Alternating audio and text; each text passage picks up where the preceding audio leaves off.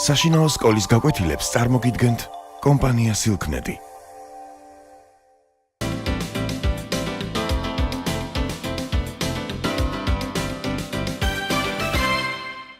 მოგესალმებით. დღეს ჩვენ ვისაუბრებთ დიდგორის ბრძოლის შესახებ ნაამბობზე, რომელიც ლევან სანიკიძის მიხედვით არის შექმნილი, რადგან აი ამ დიდ ისტორიკოსსა და მწერალს ამავე დროს საკმაოდ საინტერესო წიგნები აქვს შექმნილი საქართველოს ისტორიაზე და იმ მნიშვნელოვანი ამბების შესახებ და ამბებზე დაყნობით, რომლებითაც ნამდვილად ამაყობს საქართველო, რადგან ერთბაშად ეს ჩვენს დიდ და მძიმე წარსულსაც გაგვახსენებს და ამავე დროს იმასაც, თუ როგორი დიდი წინაპრები ყავდა და როგორ შეეძლოთ, რომ ნებისმიერ ჟამს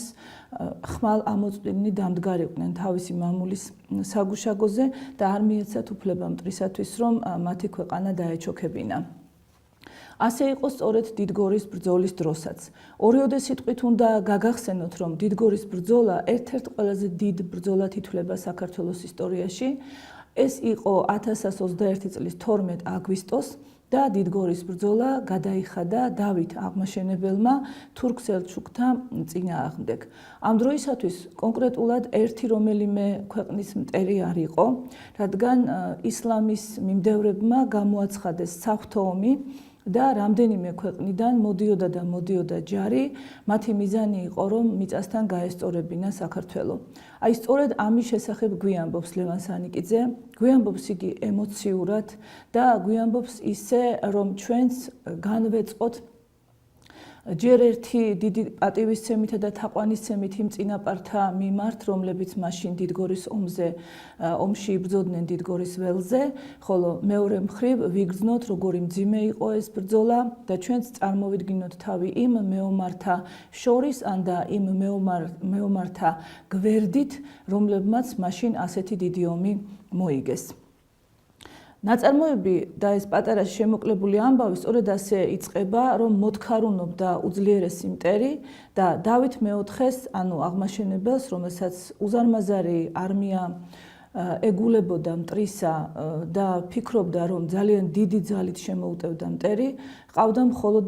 55-56 მეომარი. წარმოიდგინეთ, როგორი იყო ძალთა თანაფარდობა. მაშინ როცა ბრძოლა დაიწყო, უკვე ერთ კაცზე დაახლოებით 20 ადამიანი მოდიოდა და შემდგომ მთელი ეს ბრძოლა ისე მიმდინარეობდა, რომ მტერს ემატებოდა მაშველი ძალა, ხოლო ქართველებს, რა თქმა უნდა, აკლდებოდათ ისინი, ვინც დაიხოცნენ და ვინც თავი გმირულად გაწირა ამ ბრძოლაში ჩვენი ქვეყნის გამარჯვებისათვის.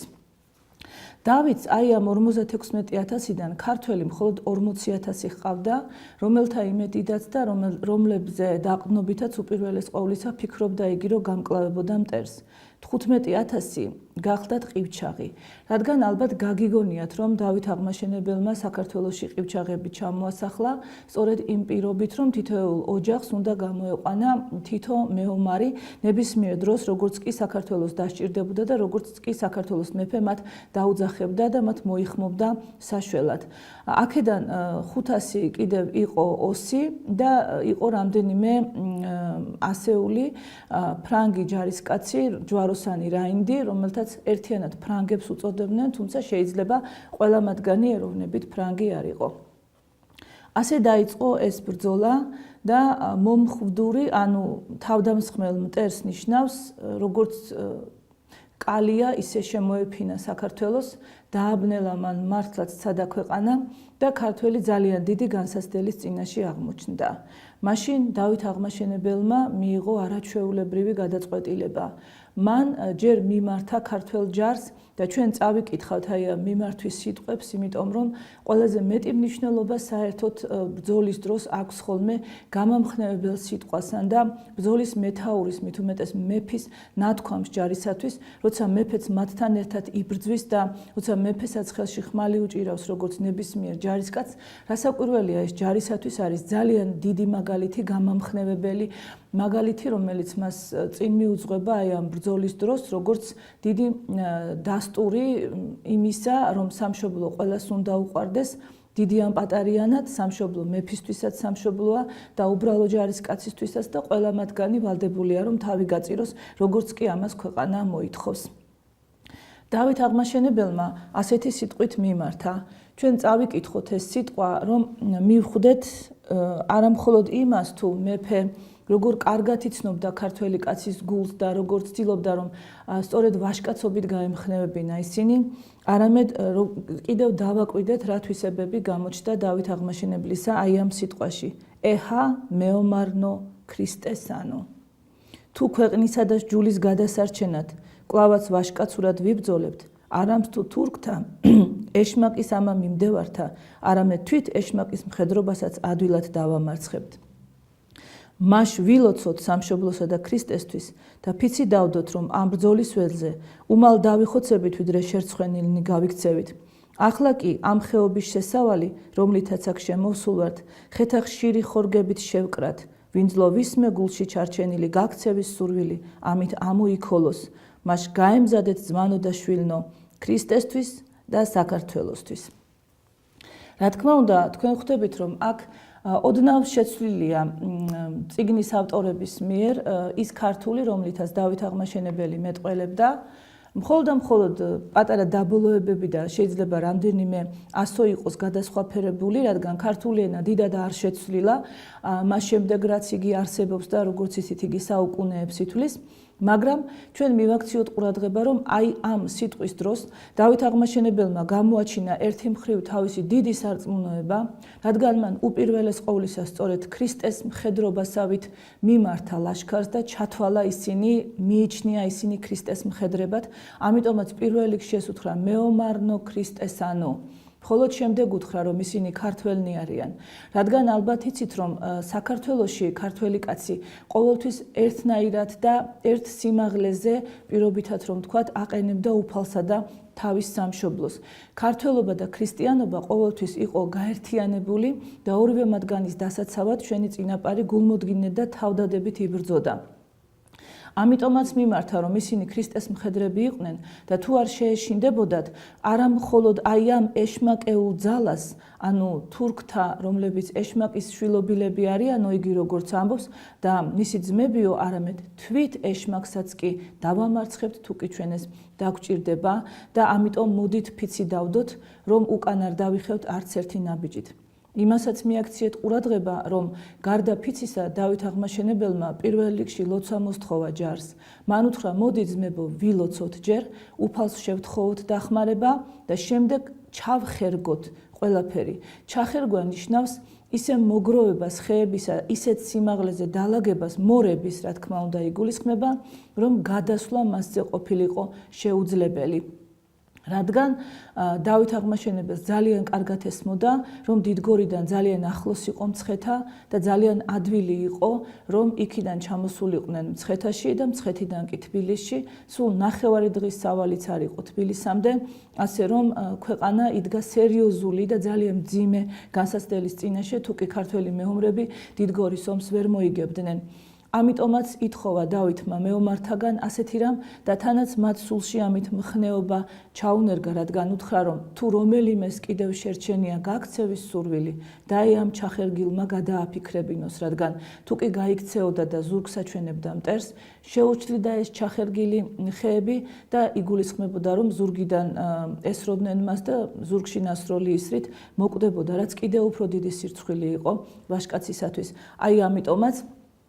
გასაგებია, რომ ყველა ვაჟკაცს ჰქონდა უკვე სტიმული იმისა და სურვილი იმისა, რომ მტერთან ბრძოლაში მომკვდარიყო და არა ზურგნაჩვენები მტრისათვის. მართლაც ასეც მოიქცნენ, ჩახერგეს და ასე დადგა აი ეს დიდი დღე, 12 აგვისტო 1121 წლისა, როგორც უკვე გითხარით. დღე, რომელიც მართლაც შეიძლება, რომ უდიდეს დღედ ჩავთვალოთ საქართველოს ისტორიაში, რადგან აი ეს როგორც სანიკიზე ბრძანებს გულდანდობილი მოდიოდა მტერი, მაგრამ მას ხვდებოდა ქართველი, ისე როგორც ეკადრებოდა მას და მიუხედავად იმისა, რომ ეგონათ, რომ ერთ ლუკმათაც არ ეყოფოდათ ადგილობრივები და ეს პატარა ჯარი მათთვის თითქოს არაფერი იყო, აღმოჩნდა, რომ ისინი დამარცხდნენ, ისინი განადგურდნენ და საქართველომ დიდი გამარჯვება მოიპოვა. ორიოდე სიტყვით უნდა გავიხსენოთ ის დიდი გადაწყვეტილება, კიდევ ერთი და ძალიან გონივრული მოქმედება სამხედრო თვალსაზრისით, სტრატეგიული თვალსაზრისით, რომელსაც მიმართა დავით აღმაშენებელმა დიდგორის ბრძოლის დროს. მან მიმართა ლაშქარს და სთხოვა, რომ გამოსულიყო 200 მეომარი, გადმოედგა ორიოდე ნაბიჯი წინ, ისეთი სჭირდებოდა მას ეს მეომარი, რომელიც იგულისხმებოდა, რომ აუცილებლად მოკვდებოდა, რადგან მათ დახმარებას და მათ მიშველებას რასაკვირველია ვერ შეძლებდნენ, მაგრამ დავით აღმაშენებელი ფიქრობდა, რომ სწორედ აი ამ ხერხით, ამ 200 კაცის სიცოცხლის ფასად ის ბევრად უფრო რიცხმრავალ მტერს დაამარცხებდა, ამით მიმართავდა ისეთ ხერხს, რომელიც ქართული ხალხური ანდაზის მიხედვით ჯობია ღონესა და ღონეზე უფრო ძლიერია ხოლმე ისეთი მოფიქრებული და მოხერხებული ნაბიჯი, რომლითაც შეიძლება რომ ქვეყანა ფეხზე დააყენო. ეს 200 კაცი უნდა შესულიყო მტრის შუაგულში, ვითომ ისინი იყვნენ ან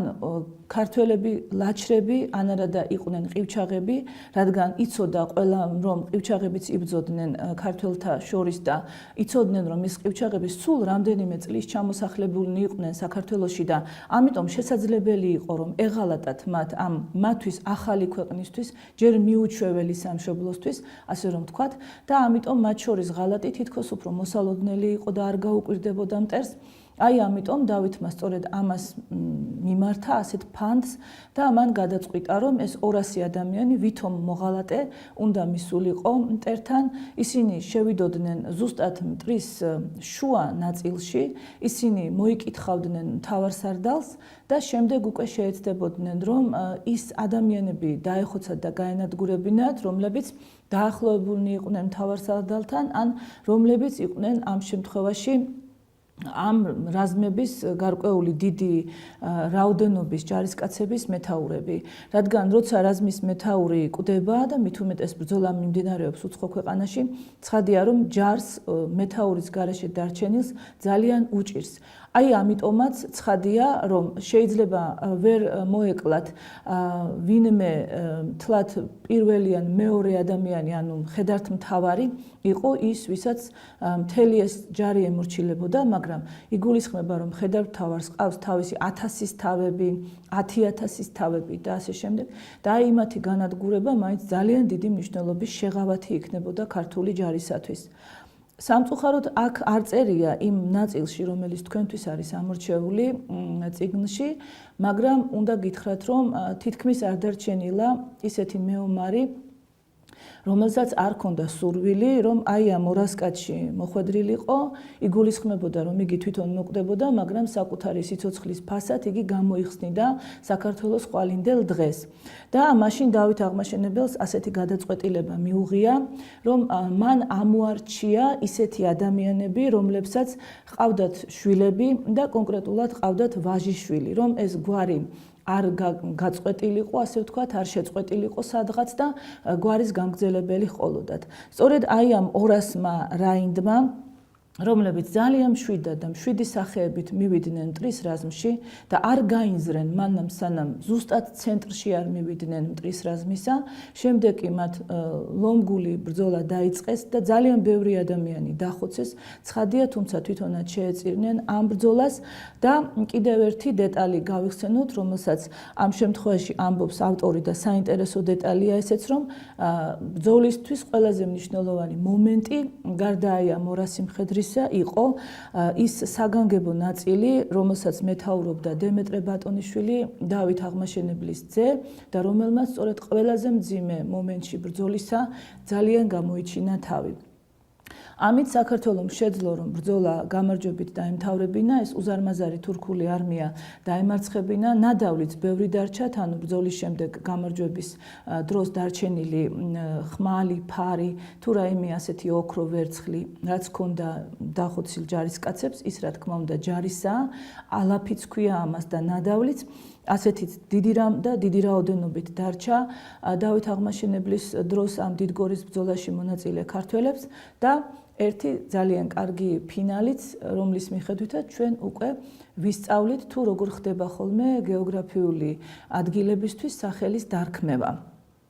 გეოგრაფიულ ადგილს ქვია ტოპონიმი და ტოპონიმებს ყოველთვის საფუძვლად უდევს რაღაც გარკვეული ამბავი. აი აქ ლევან სანიკიძე გადმოგცემს ორ ტოპონიმს. უპირველეს ყოვლისა, რომ ყველაზე მაღალ მთას დიდგორში ხალხმა დავითის მთა დაარქვა, ნიშნად იმ დღისა და იმ დღის ხსოვნისა, რადგან დავითის მთა სწორედ იმის გამოხატულება და ის პატივისცემა, რომელიც დავით აღმაშენებელმა მოიპოვა ქართველი ხალხის თვალში, როგორც დიდგორის ომში გამარჯვებულმა მეფემ. ხოლო მეორე მხრივ აქ გაჩნდა ძმათა საერთო სამარე, ასეთი ბორცვი, რომელშიც თურმე როცა ჩაასვენეს აი ეს მეომრები, ყველა იქ დარჩენილმა ცოცხალმა მეომარმა ზოგმა მუჭებით და ზოგმა კალთითო. ასეა, რადგან ჩოხები ეცვათ მოგეხსენებათ ჩვენს წინაპრებს და ჩოხას კალთა აქვს, აი ამ მუჭითა და კალთით მიაყარეს მათ მეომრებს მიწა და დაუკვირდით არ მიაყარეს ნიჩბებით. არა მხოლოდ იმიტომ, რომ ნიჩაბი არ ქონდათ, არამედ იმიტომ, რომ გამოხატეს პატივისცემა. ასეთი მეომარი არ შეიძლება ჩვეულებრივ ნიჩბით დაასაფლაო, გარკვეული პატივისცემა უნდა მას და შეიძლება დაკვირვები ხართ თქვენ რომ როცა ადამიანს კრძალავენ, უახლოესი ჭირისუფალი სწორედ ხელით აყრის მიწას მუჭით და შეუძლია რა თქმა უნდა კალთითაც მიაყაროს და არ აყრის ის არავითარ შემთხვევაში ნიჩბით. აი ასეთი პატივისცემა გამოხატეს იმ ქართველი ჯარისკაცების მიმართ, ანუ ყველა მოიქცა როგორც ძალიან ახლობელი ამ ჯარისკაცებისა და სწორედ მუჭებითა და კალთებით დაასაფლავეს ეს ჯარისკაცები და სწორედ იქ გაკეთდა ეს უზარმაზარი ბორცვი, რომელსაც ძმათა საერთო სამარეს უწოდებენ და რომელიც დღესაც არსებობს, რა თქმა უნდა, დიდგორზე. ასე რომ ეს ბრძოლა საინტერესოა ჩვენთვის რამდენიმე გარემოებით, როგორც მიაქციეთ ყურადღება. უპირველეს ყოვლისა, ქართული სულის გამოვლინების თვალსაზრისით, ქართული გმირობის და ვაჟკაცობის გამოვლინების თვალსაზრისით, იმითაც თუ როგორ აერთიანებდა ქართველი კაცი ქრისტეს სიყვარულსა და სამშობლოს სიყვარულს ერთმანეთთან და როგორ იქმნება გეოგრაფიული სახელები და რა საინტერესოა ხოლმე, რომ ჩვენ დავინტერესდეთ ჩვენ ირგვლივ არსებული გეოგრაფიული სახელების წარმომავლობით, ძალიან ბევრ რამეს გავიგებთ და ბევრი რამე ჩვენთვის საინტერესო შეიძლება სხვათათვისაც საინტერესო იყოს, მით უმეტეს თუ მოვაგროვებთ ისეთ ინფორმაციას და მოვიპოვებთ, რომლებიც შეიძლება არც იცოდეს ბევრმა ადამიანმა და საზოგადოებისთვის იყოს საინტერესო. ამის შემდეგ, რა თქმა უნდა, ყოველწლიურად 12 აგვისტოს დიდგორობა იმართება, როგორც ერთ-ერთი უდიდესი დღის აღნიშნული დღესასწაული საქართველოს ისტორიაში. გმადლობთ ყურადღებისთვის.